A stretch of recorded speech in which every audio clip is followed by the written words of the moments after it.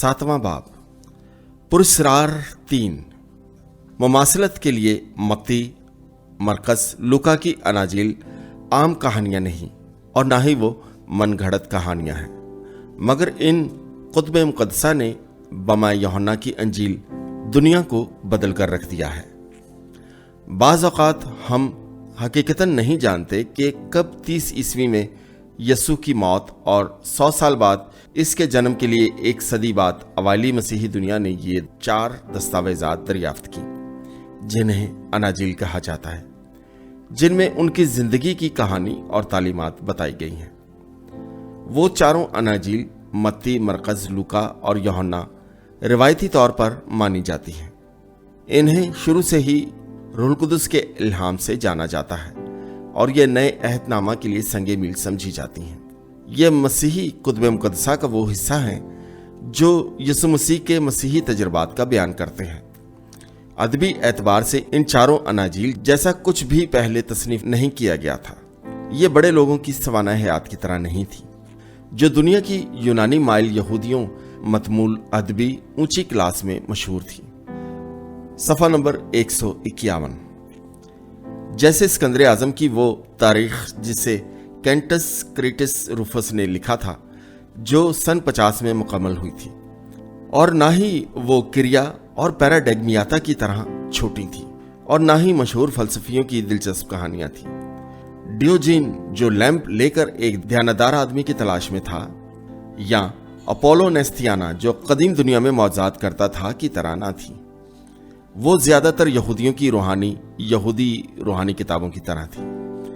उनका खुदा इसराइल का खुदा था, जिसने शरीयत यानी तौरात वदियत की थी, जिसने उन्हें गुलामी से आज़ाद कराया था और उनसे एक वादा किया था कि उन्हीं से यानी इब्राहिम की नस्ल से दुनिया की तमाम कौमें निजात पाएंगी। लेकिन यहाँ भी अनाजील इख्तलाफ लिए हैं। वो यहूदियों की दूसरी मुक़द्दस तहरीरों की तरह नहीं थी, क्योंकि वो इस बात को जाहिर करती थी कि तौरात खुदाम यीशु मसीह में पूरी होती है और वही तमाम कौमों के लिए बरकत का बाइस थे। इसके अलावा वो यहूदियों के नबियों या बादशाहों के बजाय यीशु के पहले पैरुओं का नाम लिए थी। अनाजील बुनियादी तौर पर ऐसे दिलचस्प वाक़यात का मजमुआ है। मिसाल के तौर पर उलमा उन्हें अंजीली इक़्तबासात कहते हैं। हर एक वाक़या ऐसी बातों के मुतालिक है जो यीशु कहते या करते थे, या तमसील बताते या वास फरमाते, किसी मुखालिफ को जवाब देते, या किसी गुनाहगार को माफ़ फरमाते, या किसी शागिर्द से बात करते, या अंधे को शिफा बख्शते, या किसी मुर्दे बच्चे को जिंदा करते, या फिर किसी बदरूह को निकालते। दिलचस्प वाक़यात की भी मुख्तलिफ इक़साम है, यानी मतज़ाद कहानियाँ, तमासील यानी वो कहानियाँ जो मसीह खुदावंद यीशु मसीह की तौज़ी के लिए सुनाते थे, मक़ौलाजात, शिफाइया कहानियाँ और इसी तरह और। अगरचे अनाजील की तारीखी तरबियत बराबर नहीं, जिनमें खुदावंद यीशु मसीह की पैदाइश और बचपन या उनकी गलील में शुरू की खिदमत, उनकी यरूशलेम में तस्लीब, उनकी मुर्दों से क़यामत शामिल है। सिर्फ एक यूहन्ना की मार्फत अंजील है जिसमें वक्त का लिहाज रखा गया है, लेकिन बाकी की तीनों मत्ती, मरकस और लूका, जिन्हें ममासलती अंजील कहा जाता है, वो मसीह के उन कामों का जो उन्होंने गलील में किए थे से मुतल्लिक है, जहां उन्होंने परवरिश पाई। इसका माहौल उससे ये तासुर मिलता है कि खुदावंद यीशु सिर्फ एक बार शुमाली इसराइल गए, वो भी यरूशलेम मरने के लिए गए। मुक़द्दस यूहन्ना की अंजील में खुदावंद यीशु ने अपनी ज़्यादातर खिदमत यहूदिया में अंजाम दी और यहूदिया और गलील में बारहा आते जाते रहे। जब हम अनाजील के मुसन्निफ़ीन के मुतालिक सोचते हैं और उन बातों पर भी गौर करते हैं जो खुदावंद यीशु ने अपनी खिदमत के दौरान कहीं और की, जाहिर है वो अंजील में सब की सब तहरीर ना की गई। ऐसा लगता है कि इन मुसन्निफ़ीन के जहन में इन तहरीरों को मुफस्सिल और तारीख़ी एतबार से लिखने के बजाय कोई और बात थी। इन छोटी और बिला राब्ता कहानियों के इंतखाब में मुसन्निफ़ीन अनाजील यीशु के फौरी और तजर्बाती मामला पर रोशनी डालना चाहते थे। वो उन्हें एक मोतबर शख्स की मौत नहीं दिखाना चाहते थे जिसे किसी सवाना हयात की ज़रूरत ना हो, बल्कि ऐसी मजबूत शख्सियत की हकीकत से रोशनास कराना चाहते थे, और वो इस तरह उनकी पूरी जिंदगी नहीं बल्कि जो उन्होंने कहा और किया उनका नमूना दिखाना चाहते थे। صفحہ نمبر 152۔ اوالی مسیحیوں کے لیے یہی مسیحت تھی، جیسا کہ موجودہ مسیحیوں کے لیے زندہ مسیح کا تجربہ کرنا ہے۔ خداوند یسوع محض دانا آدمی یا نبی ہی نہ تھے جنہوں نے خدا تک رسائی کا رستہ بتایا ہو اور لوگوں کو رہنے سہنے کا طریقہ بتایا ہو، اور نہ ہی وہ ایسی ہستی تھے جنہیں عرفان حاصل ہوا تھا اور وہ اپنے پیرووں کو ایسا کرنے کو کہا، یا ان کی نقل اتارنے کے لیے نمونہ بنے ہوں، یا شہادت پائی ہو جو کسی جواز کے لیے موت کو گلے لگانے کی حوصلہ افزائی کی ہو۔ وہ خدا کے برے تھے جنہوں نے دنیا کے گناہوں کے لیے فدیہ کے طور پر قربانی دی۔ وہ حقیقی زندگی سے کچھ زیادہ تھے جنہیں خدا نے مردوں سے جلایا۔ وہ خدا کے ساتھ تھے، وہ خدا کے بیٹے تھے۔ وہ مسیحی ہونے کا اصل مدعا روحانی حقیقت کا حصہ بننا تھا، شخصی طور پر، مانوی طور پر اپنانا تھا، جیسا کہ شاعربانی کے وقت نظر آتا ہے۔ اسی طرح مماثلتی اناجیل میں روزمرہ کا عمل کا مرکب ملتا ہے، بالکل ایسے جیسے گلیل کی جھیل میں مچھلیوں کا بہتات میں پکڑا جانا، یا پھر ایک دیہات میں چھت کو ادھیڑ کر مفلوج کا نیچے اتارنا تاکہ مسیح ان کو چھوئیں اور شفا بخشیں۔ ایک 12 سالہ لڑکی کا مردوں سے جلایا جانا، یسوع کا پیاسوں اور بھوکوں کو کھانا کھلانا، المختصر یسوع کو اپنی زندگی میں ان کے جسمانی حضور سے زیادہ پانا۔ ہم فوراً یسوع کی جغرافیائی اور تاریخی دنیا میں کھینچے چلے آتے ہیں اور اس میں مستغرق ہو جاتے ہیں، اور خداوند یسوع کی مافوق الفطرت حقیقت میں رہنے لگتے ہیں۔ مقدس مرکز کی انجیل میں، یعنی متی اور لوکا کی اناجیل میں بھی ایسی ہی کہانیاں ہیں۔ مثال کے طور پر اندھے برتلمائی، یسوع جب یروشلم کو جاتے ہوئے یریحو کی گلی سے گزر رہے تھے تو ان کو اپنی طرف راغب کرنا چاہتا ہے۔ وہ بلند آواز سے پکارتا ہے، یسوع ابن داؤد مجھ پر رحم فرما۔ مقدس مرکز یوں بیان کرتے ہیں، اور بہتوں نے اسے ڈانٹا کہ چپ رہے، مگر وہ اور بھی زیادہ چلایا کہ اے ابن داؤد مجھ پر رحم کر۔ یسوع نے کھڑے ہو کر کہا، اسے بلاؤ۔ پس انہوں نے اس اندھے کو یہ کہہ کر بلایا کہ خاطر جمع رکھ، اٹھ، وہ تجھے بلاتا ہے۔ وہ اپنا کپڑا پھینک کر اچھل پڑا اور یسوع کے پاس آیا۔ یسوع نے اس سے کہا، تو کیا چاہتا ہے کہ میں تیرے لیے کروں؟ اندھے نے اس سے کہا، اے ربونی، یہ کہ میں بینا ہو جاؤں۔ یسوع نے اس سے کہا، جا، تیرے ایمان نے تجھے اچھا کر دیا۔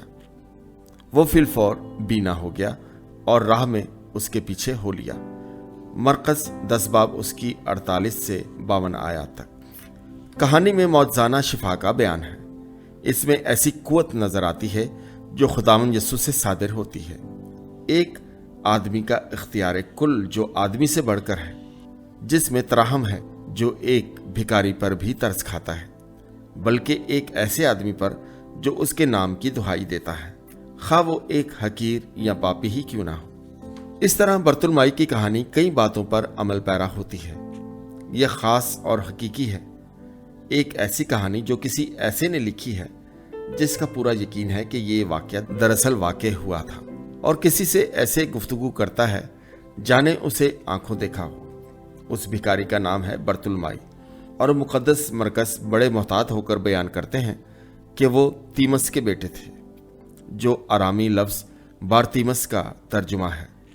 مرکز کے اس مختصر مگر واضح بیان میں ہمیں ایسا محسوس ہوتا ہے کہ ہم یریحو کی ایک گرد آلود اور متعفن گلی میں ہوں، جہاں یسوع کے گرد ایک پرہنگامہ اور گرد آلود ہجوم ہو۔ صفحہ نمبر 153۔ ہم برتلمائی کے اشتیاق اور چھونے کے ایمان کا دعویٰ دیکھ سکتے ہیں۔ اے ربی، میں پھر دیکھ سکوں۔ جب خداوند یسوع کلام کرتے تھے تو ان میں ایک با اختیار حکم ہوتا تھا اور اس میں اعتماد پایا جاتا تھا۔ یعنی یہ جذباتی مسیحی گیتوں والے مسیح نہ تھے جو محض مسکین اور حلیم تھے۔ خداوند یسوع جانتے ہیں کہ ان کے پاس اندھوں کو بصارت بخشنے کی قوت ہے، اور ساتھ ہی انہیں برتلمائی کے ایمان کی بھی پرکھ ہے، اس لیے کہ وہ ہماری روح کے اندر بھی جھانک سکتے ہیں۔ اس کہانی میں ایک اور بات بھی پائی جاتی ہے کہ ایماندار ہمیشہ خداوند کی حضوری میں قبول ہوتا ہے، اسے باوجود اس کی کمزوری کے ہمیشہ معافی ملتی ہے۔ بلا شبہ برتلمائی کی پر اثر دعا میں معمولی سی متبدل شکل ہے، اور اس کی بنیاد مشرقی کلیسیا کی ایمان کی بے شمار दफा पढ़ी जाने वाली दुआ पर है। खुदावंद यीशु मसीह खुदा के बेटे, मुझ गुनाहगार पर रहम फरमा। ये दिलचस्प वाकया एक दूसरे से ऐसे नथी हैं जो इनफरादी अंजीली कहानियों की सरशिस्त से अक्सर औकात गैर मरबूत लगते हैं, मगर उनका और मकसद था। अनाजील यकीनी तौर पर इस मकसद से लिखी गई ताकि मसीही ईमानदारों की जमात में उन्हें बुलंद आवाज से पढ़ा जाए, यानी इबादत में। ऐसा मुख्तसर अंजीली इक्तबास जो इकट्ठा पढ़ा जाता, फिर इसी पर कलीसियाई इज्तिमात में वाज दिया जाता। अवाइली कलीसियाई इबादत में उसकी अहमियत थी। इसी तरह वो खुदावंद यीशु की शख्सियत को महवर बनाते थे और यूं उसकी हजूरी का एहसास होता। निस्बतन उसके खानदान का शजर नस्ब बताया जाता या उसकी तालीम पर रोशनी डाली जाती, या ये कि उसकी कुव्वत कैसे बढ़ी, या यूनानी माइल यहूदियों की कोई कहानी बताई जाती। शुरू के मसीहियों की ऐसे लोगों की बदौलत हौसला अफजाई की जाती जिन्होंने मसीह की इब्तदाई खिदमत में उनसे मुलाकात की थी। लेकिन ये कहानियां आई कहां से थी? बेशक ये मसीह के मुतालिक हर वो दिल अजीज कहानियां थीं जो मसीहियों में बारहा सुनाई गई थीं। उससे पेशतर कि मत्ती, मरकस और लूका ने इन्हें लिखा। उसमें शक नहीं कि ये कहानियां गलीलियों, सामरियों और यहूदा के रहने वालों में पाई जाती थीं, जिन्होंने मुकद्दस सरजमीन में मसीह को उनकी इब्तदाई खिदमत में देखा और सुना था। और जब इन कहानियों को फिर से बताया गया, मगर जब मरकस और लूका ने उन्हें सुना, तो गालिबन वो बुजुर्ग गवाह भी बाहयात थे जो उन कहानियों पर गुफ्तगू कर सकते थे। बुजुर्ग मत्ती को तो शायद खुद शागिर्द होते हुए सब याद था। कहानियों को मुख्तलिफ अंदाज में दोबारा बताया गया था, बयान करने और सुनने वालों की दिलचस्पी पर था। इसी तरह ये कहानियां 3 अंदाज में बयान की गईं। मसलन मत्ती और लूका अपनी कहानियों में यरीहू के अंधे आदमी बर्तुलमाई के नाम का तस्करा नहीं करते। मत्ती ने यरीहू के 2 गुमनाम अंधों का जिक्र किया है। इसकी भी कई वजूहात हो सकती हैं। हो सकता है कि 2 तरह की कहानियां सुनने में आती हों, हर एक अलग अलग तौर पर याद की जाती हों। शायद पतरस ने जो कहानी मरकस को सुनाई हो वो मत्ती से मुख्तलिफ हो, या फिर मत्ती, मरकस और लूका ने मुख्तलिफ लोगों से कहानी सुनी हो सकता है कि चश्मदीद गवाहों की बदौलत भी ये हो सकता है कि मत्ती ने अपनी आंखों से देखा हो। सफा नंबर 154। रिवायत के मुताबिक ये तीनों मुसन्निफीन एक ही वक्त में यरूशलेम में रहते थे, या खुदावंद यीशु के इंतकाल के बाद मत्ती उन 12 शागिर्दों में से एक थे। मरकस यरूशलेम में रहते थे, जबकि लूका पौलुस रसूल के साथ उस शहर में आए थे। मसीह के मुतालिक इन कहानियों के सुनने का उन्हें काफी मौका मिला होगा और उन लोगों से भी गुफ्तगू करने का मौका मिला होगा जिन्होंने यीशु को तालीम देते सुना होगा या उसे एक मौजज़ा या ज्यादा मौजज़ात करते देखा होगा। तमाम अनाजील में सिर्फ एक कहानी ऐसी है जो मुख्तसर नहीं है, बल्कि एक तवील बयान है जो कई अबवाब पर मुश्तमिल है। ये यीशु के दुख, मौत और क़यामत की कहानी है जो हर एक में उत्तम है।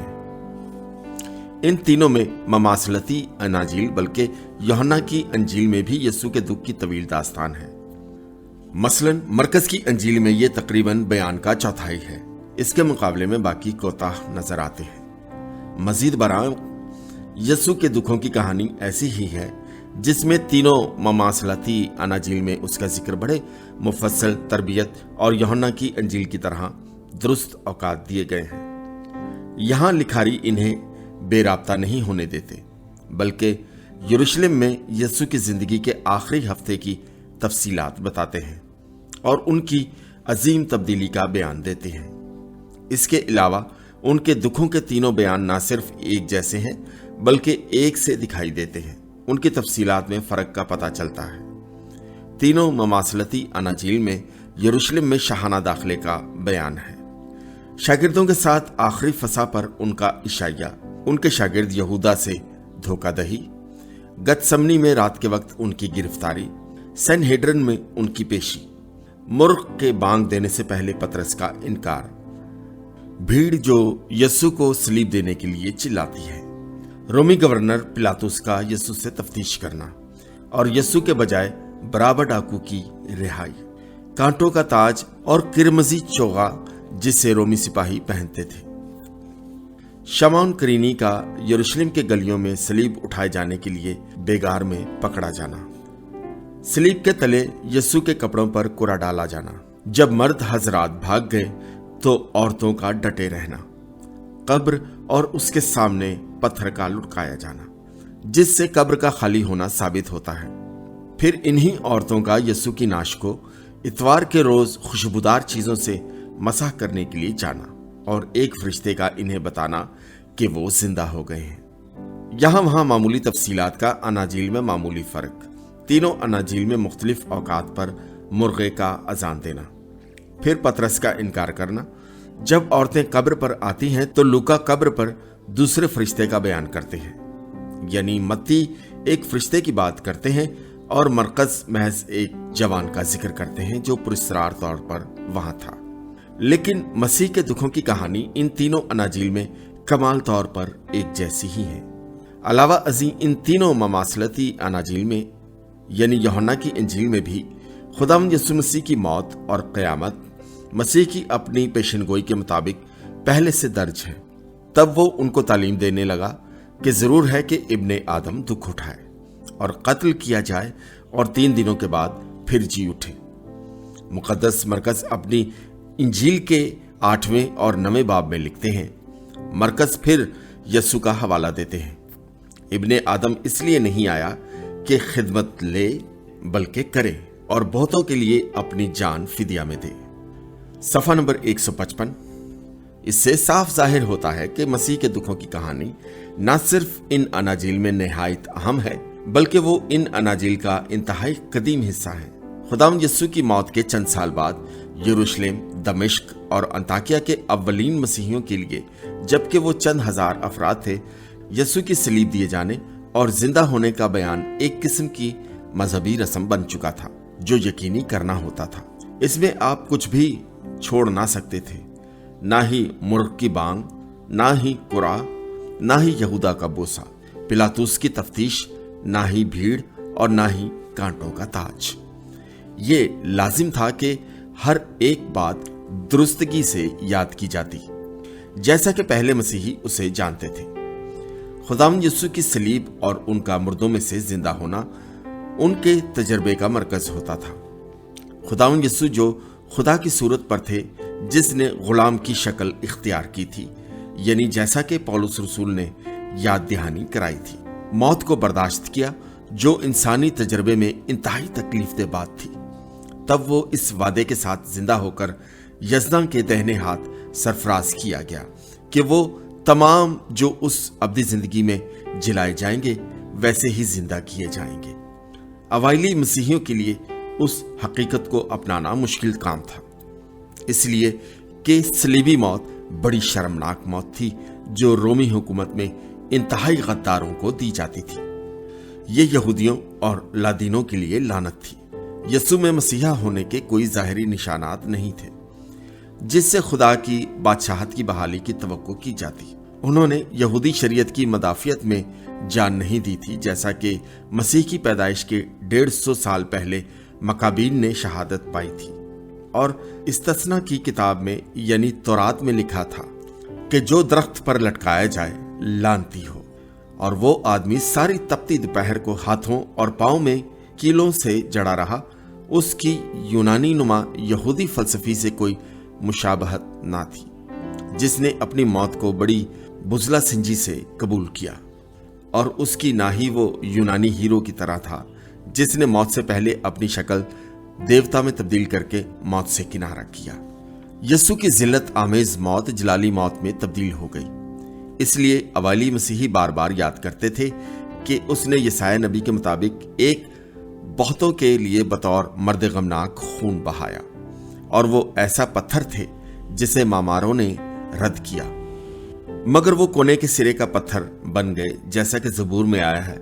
और उसमें ताज्जुब नहीं कि यही कहानी मत्ती, मरकस और लूका ने सुनी, या उसी से करीब तरीन कहानी उन गवाहों से सुनी जिन्होंने ये बयान दिया।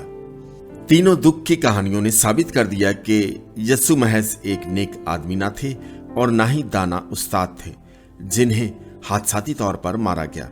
यानी वो रोमी दुनिया में नहीं हुआ था जिससे हलल और दूसरे यहूदी रासबाज आदमी बच गए जो यस्सु के हम असर थे। इन तीनों अनाजील के लिखारियों की नजर में यस्सु खुदा के बेटे थे। इन तीनों ने बयानिया यही अल्फाज कहे और इसलिए मारे गए कि उन्होंने बड़ी दिलेरी से तौरात को पूरा करने और यहूदी पेशनगोइयों को पूरा करने का दावा किया। दोनों रोमियों और कुछ यहूदी रहनुमाओं ने उन्हें धमकी के तौर पर लिया।